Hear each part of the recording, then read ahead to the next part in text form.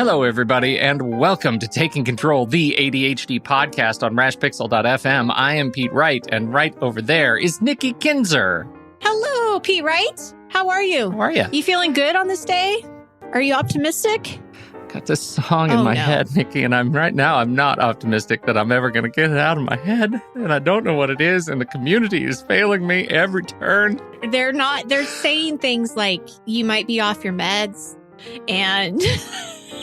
Well, we talked about you real, looking like a bobblehead. Very real chance. What is going on with you, Pete? Well, I shaved my beard, and that's throwing people. It's been a weekend. My son turned 13. I no longer have preteens. Oh, yeah. You're a house full of teenagers. Yeah. God bless you. Yeah, it's good stuff. Now he's 13. He's ready to learn to drive. Right. Because that's what they do at 13. Next. Yeah. Got a teen in my name. I'm ready to go. Teen in the age. We are talking about optimism today and the choice to be optimistic. Is it a choice to be optimistic? We're going to talk about that. Before we do that, head over to takecontroladhd.com. Get to know us a little bit better. You can listen to the show right there on the website or subscribe to the mailing list, and we'll send you an email with the latest episode each week as it is released. You can connect with us on Twitter or Facebook at Take Control ADHD.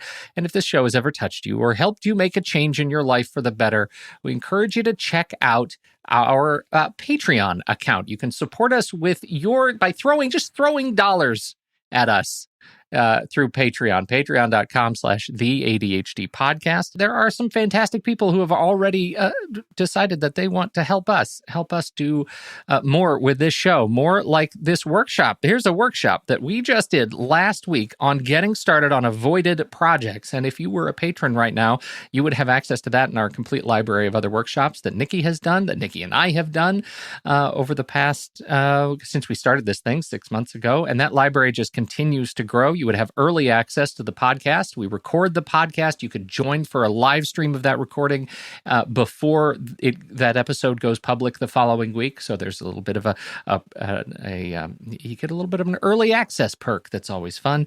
So there's a lot of great stuff that you can take part of when you jump into the patron and become a patron of the ADHD podcast. Mostly, it just helps Nikki and I to continue to grow and do this show and do it in a way that supports this community. So, we've been doing this for 10 years. This is the big ask.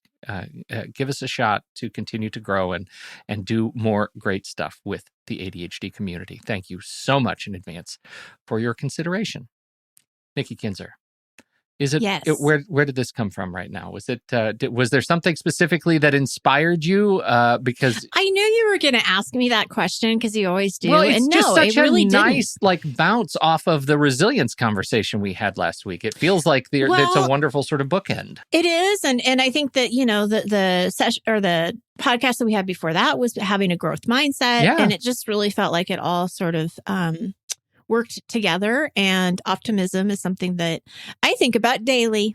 Well, you should, because it takes practice. Yes, it does.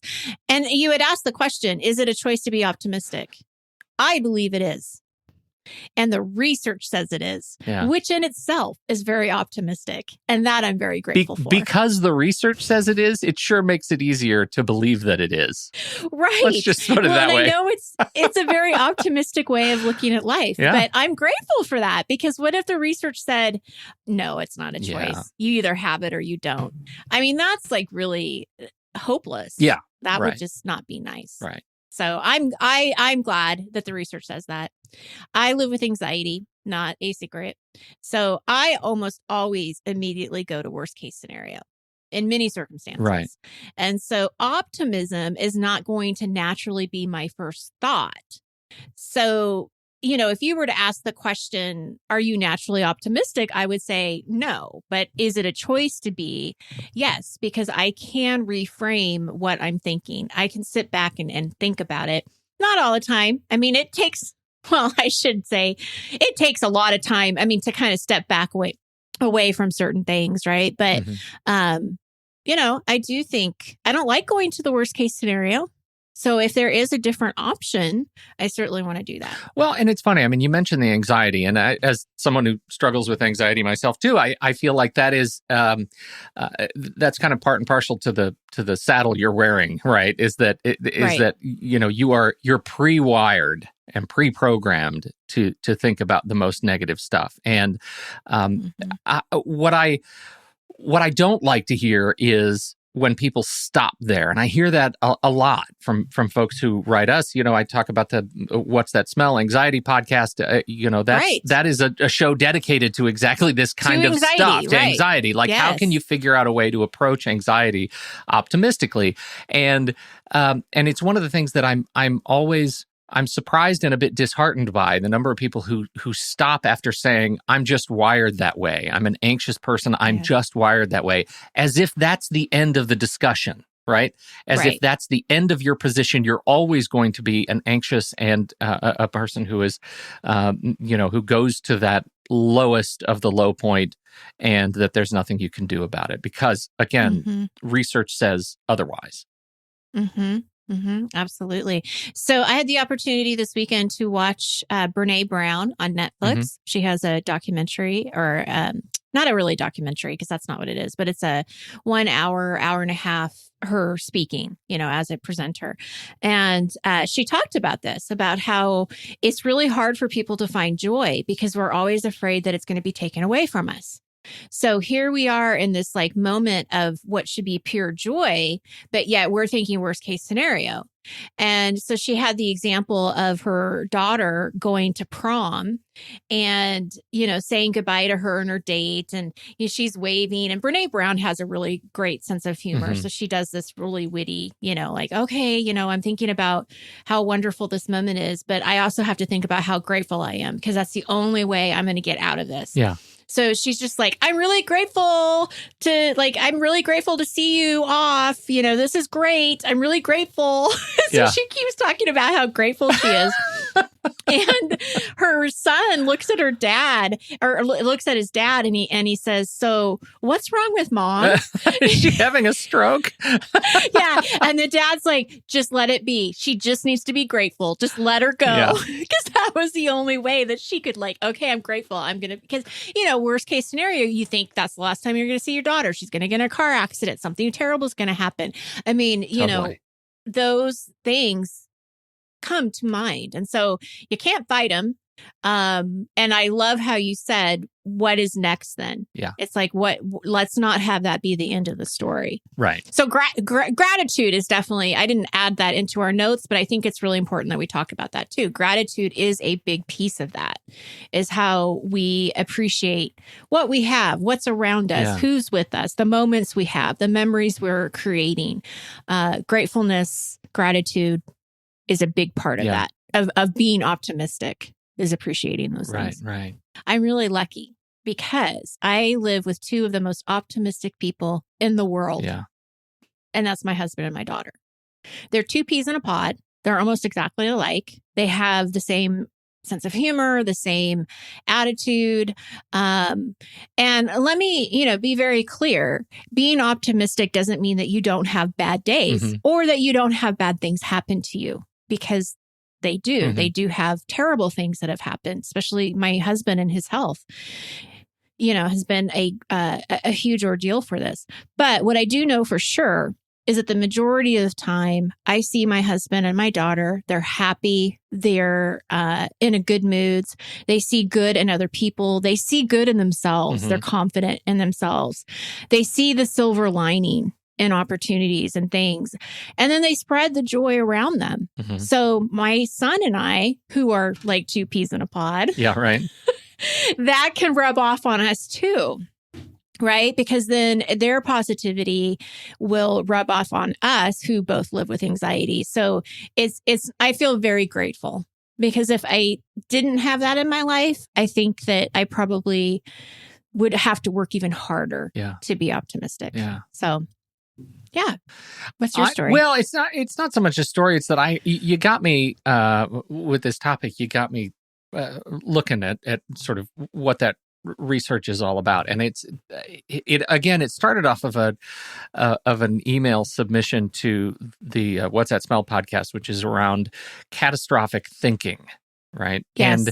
And so I wanted to talk just a little bit about that because it turns out that catastrophizing or catastrophic thinking is one of the four major sort of categories of negative thinking, right, that goes into optimism, right? It's the stuff that drags you down. And I think that these are the four behaviors that can become habituated when we lose track of what it means to be an optimistic person. And when and so the Mayo Clinic has published a number of resources on their website around this. This comes from a survey of research. One of them that I thought was most interesting, given the heart issues that are going on in my own family, is a study that connects optimism to overall cardiovascular health. And I want to talk about that in a little bit because it's fantastic. But in the case of these four major sort of areas that you could be falling into the trap of negative thinking, I just want to just set the table here. Number one is filtering. Right? Filtering means you are magnifying the negative aspects of a situation and you filter out the positive aspects, right? So you have a day at work where you accomplish many tasks and you do great things, and suddenly one thing happens at the end of the day and you go home and realize that tomorrow's going to be busy, and so you just decide, I'm overwhelmed. It's all I can do. Even though you had generally a good day, you forget immediately the good stuff that happened, and you let yourself perseverate on the bad stuff. You filter the good stuff. Number two is personalizing. When something bad happens, now how many of you with ADHD don't you do this? When something bad happens, you instinctively believe it's your fault. Yes. Oh my goodness. Yes. How often do you have to think about that with the folks you work with, Nikki? I mean, it happens every single stinking day around my office. All the time, every day, every client. This happens. Yeah. This is definitely an ADHD trait. Totally. And it is even especially, so a meeting cancels. You have to meet with a bunch of people and everybody is set to go. And then at the last minute, the organizer cancels the meeting. My first instinct is always, I guess they didn't want me to be a part of it. And so they all canceled the meeting. They're probably meeting together someplace else. I know that's totally irrational and ridiculous. And I need to, but that's the kind of behavior that you don't even know you're doing. It's so insidious. Can I give you an example that I see almost all the time too on a daily basis? Yeah. So somebody will block a period of time to study or to work on a focus project, and they don't get done as much as they thought they were going to get done in the 2 hours. Yeah. They blame themselves. They immediately go to the place that I didn't work hard enough. I was too distracted. I didn't get as much done as I wanted to. It's my fault. Yep. And I have to say, it's not. You did what you could in the 2 hours you had. But they instinctively think it's them. It is all you can do. You do all you can do.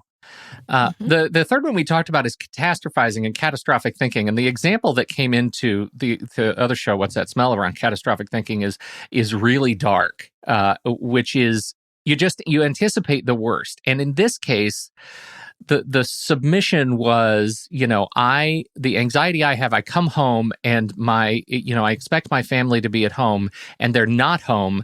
And so I go immediately and directly to imagining that they have been kidnapped, like Liam Neeson in Taken, right? And that they're gone. And he writes that he does not have a particular set of skills, like that movie, and is just like panicked because now his family has been taken and they've just vanished, and he imagines that they're in a horrible place.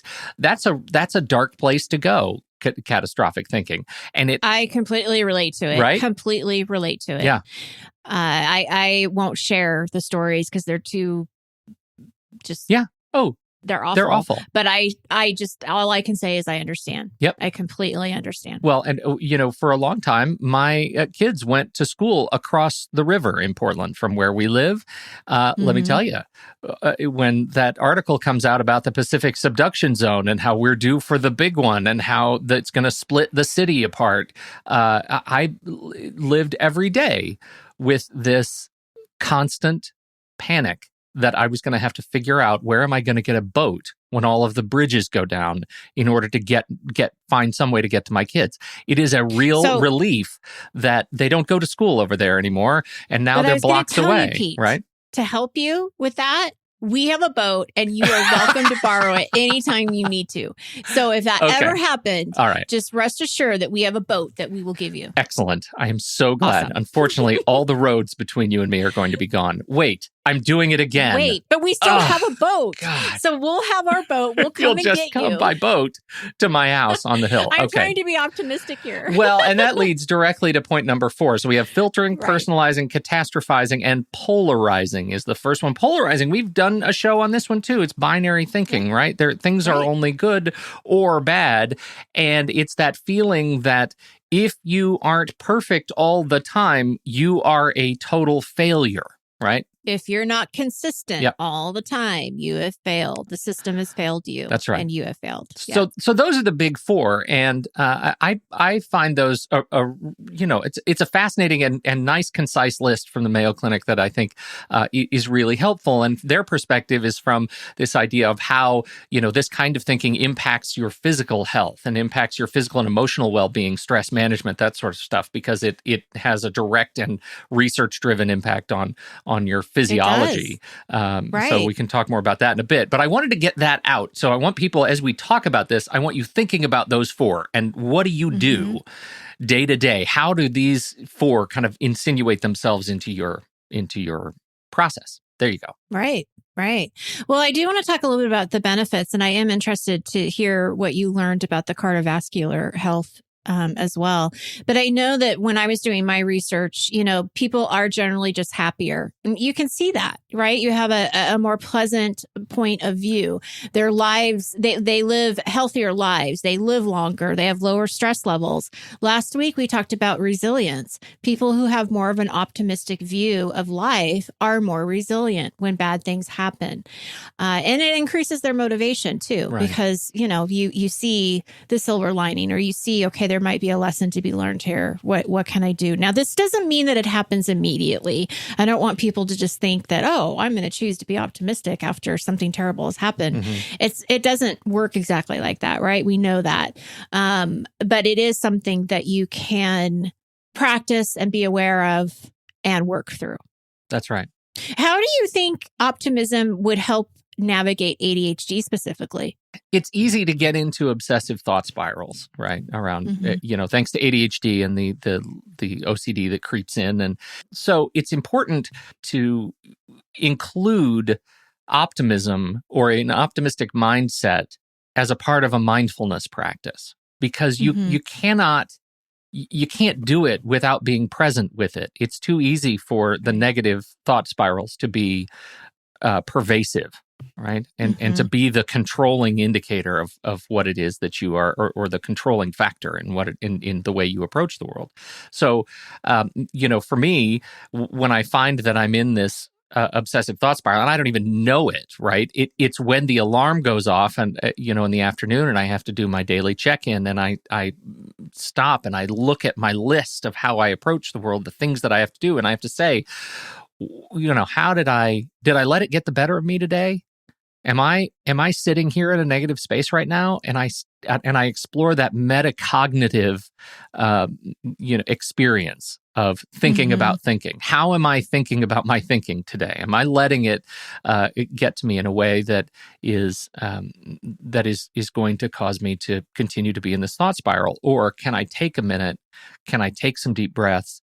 And can I try to find the way to change the language that I'm using to explore the positive side of the negative thinking? The only thing I would add to that is being mindful of your emotions, allowing you to notice them without judgment. Yeah. Let's take the judgment away. Let's just look at it for what it is and how you're feeling and not feeling bad about how you're feeling. And like you said, giving yourself that space to feel what you feel. And then I believe it's at that moment, then choosing what you want to do with this. And there is no time frame for this. This is, again, what I want to be very clear is there's no time frame for this because it really depends on the situation and what you're dealing with. Right. But I agree. I think you have to be mindful of what you're feeling and what you want to do with that. I run into it all the time in the negative self-talk arena, right? I mean, because if I'm not on top of it, if I'm not, practicing every day, then I'll start saying things like, I'll use the word too a lot. It's too much. It's too complicated. I'm too overwhelmed, right? I'll never be able to get a handle on the workload or whatever. And rather than, I'll have to approach this from a different perspective, or, I don't have the resources right now, but, necessity is the mother of invention. I can, I can be positive about a position of constraint. I'm too lazy. I'm too overwhelmed. Well, maybe I couldn't fit it in my schedule. Maybe I'm exhausted. Maybe I am just physically exhausted, and I have to take care of my personal health before I can take care of this new client project. Really try to think about and break down that language into something that can be, refocused to the positive. Well, and something else that I believe will help with navigating your ADHD is really understanding how your ADHD affects you and learning more about ADHD, staying updated on the research and what's happening. Because the more you can understand how your brain is wired and what you're naturally going to do, then you can start accepting that, okay, this is part of the ADHD. I get that. I'm not broken. I don't need to change for anybody else.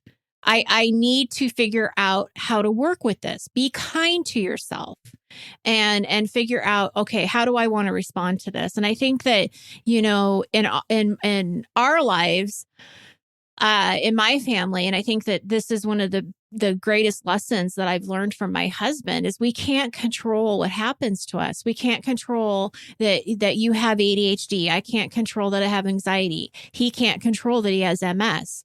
And it's one of those things but what we do control is how we respond after maybe the initial shock, of some of this stuff.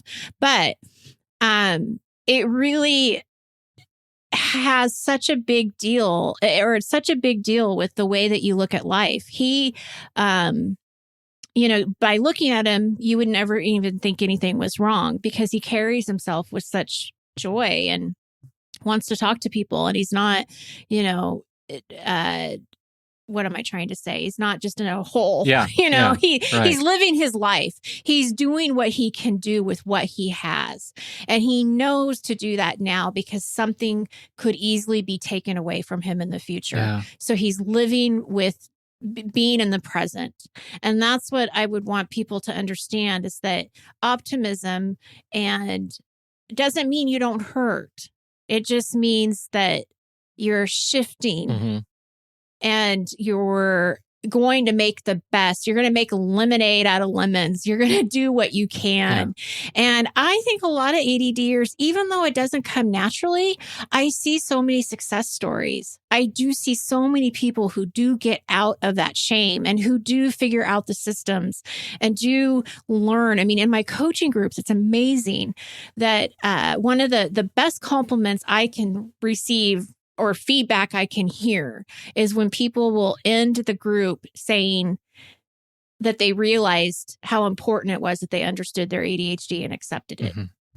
And that was really the first piece before any of the strategies or any of that even mattered, and connection to other people. But it is just such an important piece. Yeah. Oh, it truly is. I read another article that just completely coincidental to this conversation today, and it was an opinion piece in the New York Times by David Brooks. And he talks about, it's called the moral peril of meritocracy, right? Our individualistic culture inflames the ego and numbs the spirit, but failure teaches us who we are. That's the perspective. Yeah. And the metaphor he uses is that of two mountains, right? That we start our life and we're climbing this mountain, and maybe we're working at a corporate job, and maybe we're just trying to work our way up the ladder, and something, we want something we're doing all the right things, we think, because it's going to make us successful and feel successful, and we'll be respected because we continue to have merit, and then something happens, right? Maybe it's family, maybe it's illness, maybe it's injury, maybe it's failure. Whatever kind of failure or tragedy you undergo, you fall into the valley of despair. And it's the valley of despair. This is where things get interesting, right? Whatever you think of David Brooks, for me, this is the thing that connected with me.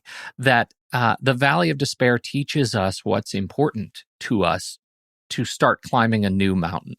And largely, when you reach that point in life, the things that are most important to you are not the things that were important to you when you graduated college and got the big law degree and went to work at a big firm and whatever was important to you. They're things like, I'm going to quit my job and become a teacher, right? I'm gonna give back in a way that I never knew was important to me, but I realized that my perspective has changed. I see, I can see that, right? That the same, so there's a parallel to this kind of thinking, right? To achievement thinking and optimistic thinking. These are two sort of divergent paths, and to be able to sit and think, is my ADHD putting me in that valley of despair? Am I instinctively going to the most negative place? Then I have to stop and question, what right now is important to me? What is my next best contribution? What is the next step that I'm willing to take forward? If I identify the areas there that I think are I am most ready to change, then I'll be in a much better place. Something that you said about the changing careers, though, that reminded me of another comment that Brene Brown had said in her presentation, that so many of us, we spend so many hours at working. Yeah. And if we're not in a job that we really enjoy, then our joy and happiness isn't going to be full because it's filled with dread. And so I thought that was a really important piece, that it's really important to know how you're spending your time and what kind of work you're doing. And the most happy people are people, and I don't remember where I heard this, but are people who are serving others in some way.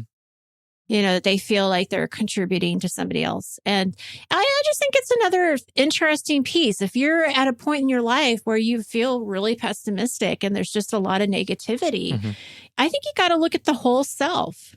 Yeah. What is going on that's happening there? One of the interesting sides that I'm curious your perspective on is that, when you look at optimism v. pessimism in terms of ADHD, it spins off of the conversation we had last week that you said that folks with ADHD are more resilient as a result of the things that they have had to deal with, right? My response was, I don't know anything about that because I haven't not lived with ADHD, so maybe I am. I don't know. You are. Would you?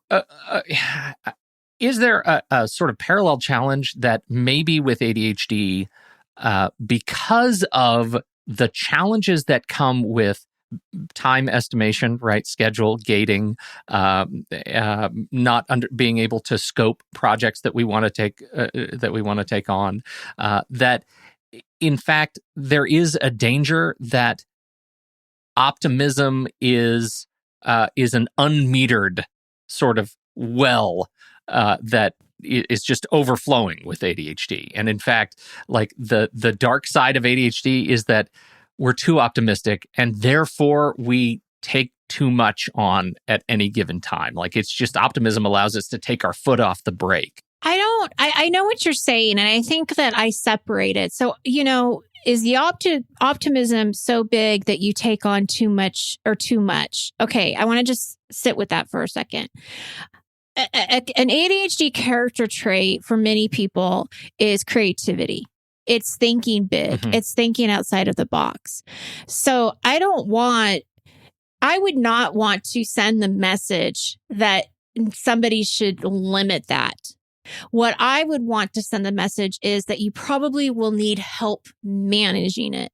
You're probably going to need some assistance in breaking that down and really being realistic with what you can and can't do right now. But I wouldn't want to take away the optimism at all, because that's where the creativity is. That's where we grow. That's where you can make a difference by inventing something that changes people's lives. Probably not on your own, but I would say you do need some help just managing it. And follow through and all of that stuff, right? Like, there's a lot of things that ADHD then could get in the way. And those are the things that you need to kind of navigate and figure out. Yeah. With help, with support. With guidance, with the, I always think back to my college days acting, right? I went to college to be an actor, believe it or not. Mm-hmm. And there's always, as a director, you're always looking for exactly that trait.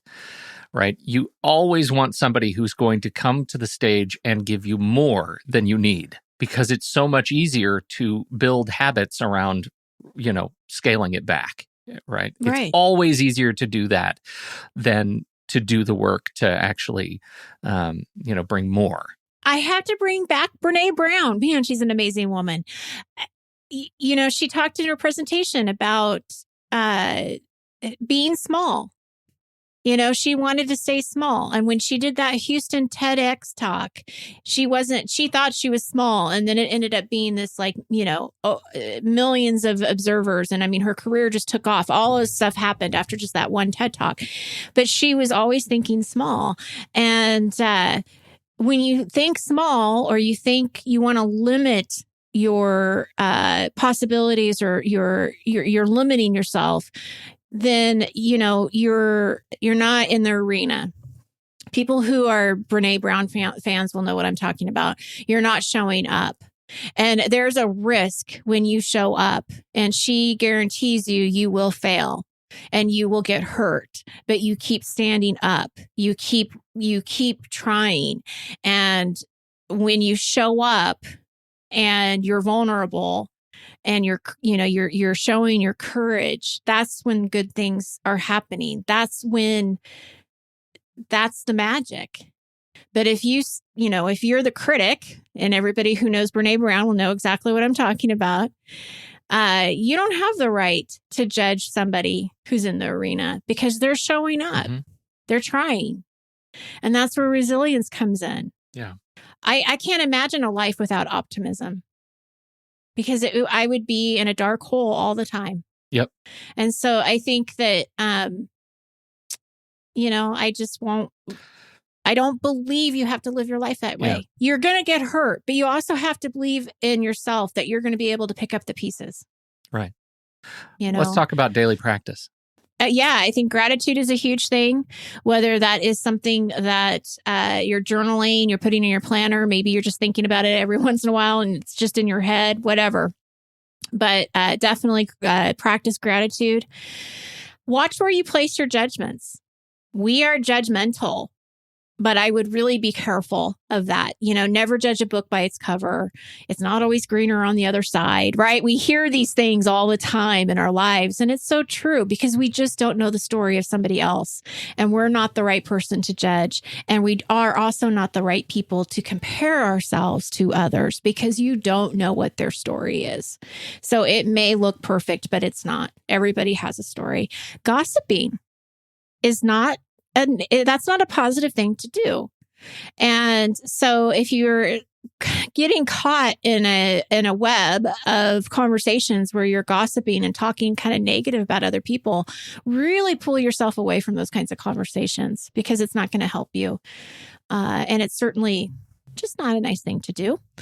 I would say those powerful affirmations I shared with the pod or the listeners of the podcast a while ago about the story about my daughter going to the gymnastics meet, and whatever you say after I am will eventually find you. So that's another way to really adjust your negative thinking into something that's positive. What do you want instead? Jane Massengill, we had her as a guest earlier in the year. Fantastic lady. And she had the wonderful 2 words that says until now. Yeah. So you know what? Past doesn't matter. Powerful. You can't change it. Yeah. So powerful. Until now. So keep that. I mean, write it down. She had it on jewelry, have those reminders that this doesn't have to shape your life. Yeah. I would also say be kind to other people that you don't know, but also to the people that you love.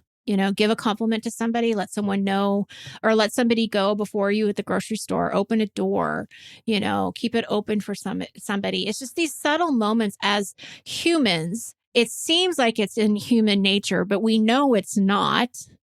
And make that effort so other people can see that, because it starts with us. It starts with one person, and it can be a very powerful domino effect, because somebody could have had a terrible day. And then, like a waiter or a waitress, I always like to give extra tips, because they could be so busy, that they're just having a terrible time. And then, you didn't really get great service, but you see that they're having a terrible time, and just give them an extra tip and say, some nice words. Oh my gosh, wouldn't that make your day? Oh, right. Pay it forward. Pay it forward. Always pay it. Don't be the person to end the pay it forward. I definitely agree with that. And I would say find joy in your life. Do the things that make you happy, that make you smile, and have a balance of working hard but playing hard.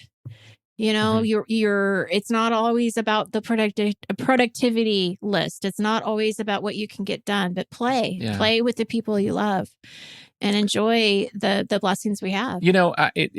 I'll just throw in this the cardiovascular health study, because this is the point that I wanted to make earlier, which I think was so interesting. That we know that people who are optimistic, as it goes, tend to be healthier, and the study that they did, Hernandez and Kershaw did, as they are looking at adults age 52 to 84 who participated in the multi-ethnic study of atherosclerosis.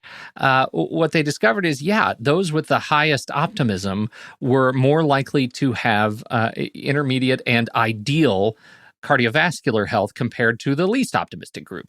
But it's more important than just, I'm optimistic, therefore I'm, healthier. Right. That's not the connection. The connection is optimistic people are more likely to do the things that keep them physically happy, or that keeps them physically healthy.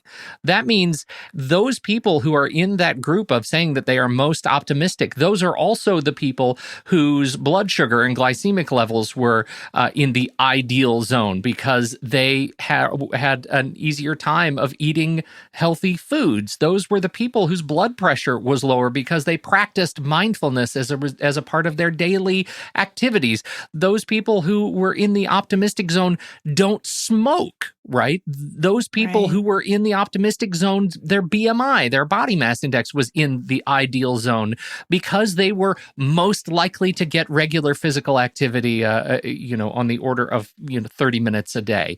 Those are the most interesting sort of confounding indicators in this study, that it's not just, I'm optimistic, therefore I'm healthy. It's, I'm optimistic, therefore the things that I have to do to keep the human mechanism that is me moving are easier for me to do day to day. They're easier for me to tackle. It's easier for me to go out for another walk than it is to go eat another Twinkie.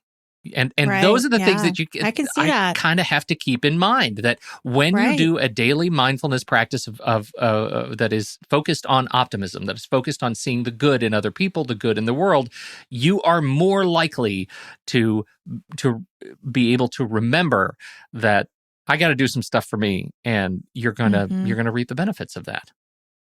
Oh, yeah, absolutely. That's great. Yeah. The only other bits I wanted to add were be open to humor. This is another one from the Mayo Clinic, that laughter is one of those things that actually helps you, keeps your blood moving, keeps yourself oxygenated. You're taking in lots of great oxygen when you laugh. So seek humor in everyday things. And like you said, find a community of people who are also optimistic. Do not hang around with people who see only the negative in the world. Find a way. Toxic. It is toxic. Yes. Find a way to free yourself from communities of folks who are poison. Absolutely. Yeah, I'm glad you brought that up, because I completely spaced that one, but that's like probably one of the most important ones. Yeah. And if you can't avoid them, at least spend less time with them. Do something to kind of like not get sucked into it, because that is just as much a domino effect as optimism is too. So you just got to take care of yourself. Yeah. So where can people connect with other ADDers, Pete Wright? Well, we happen to have a fantastic Discord community, and we should add that Discord community is open. You don't have to be a patron to access the general area of the Discord community, which is thriving and vibrant. That general chat room is fantastic, and encourage folks to check that out. And I'll post an invite link in the show notes for this very episode. So just scroll over to the show notes, and you'll find a link, and you can join the community right there. How about that? And if you choose to be a patron, if you choose to support the show, then you get access to all kinds of other wonderful channels and topic-specific channels, things like that. But you don't have to. You don't have to do that. That's just for those who want to. We've sort of it has blossomed into something we didn't. And expect, so. I just want to mention too, I offer coaching groups pretty much every season. Right. So we're looking at, one in fall, spring, summer, winter. And so definitely check out the coaching group. So if you're looking to have connection with a small group of people, and have, 8 to 10 weeks where you're really dedicated to working with those people, that can make a big difference too. So connect. Connect. Yes. Thank you very much, Nikki Kinzer. Thank you. Good conversation. I appreciate it. Thank you. And thank you, everybody, for downloading and listening to this show. We sure appreciate your time and your attention and your optimism. On behalf of Nikki Kinzer, I'm Pete Wright, and we'll catch you next week right here on Taking Control, the ADHD podcast.